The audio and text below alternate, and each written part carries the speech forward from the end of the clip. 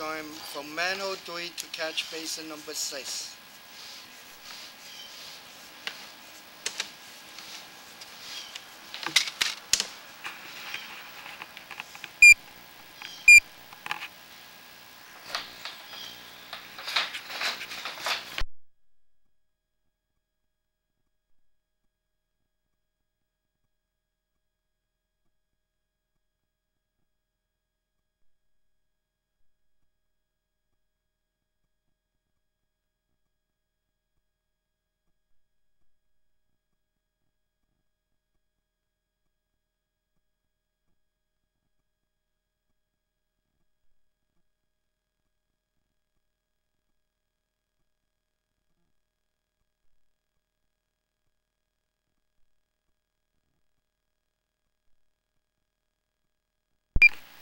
Okay, 21 feet, we look at catch basin number 6.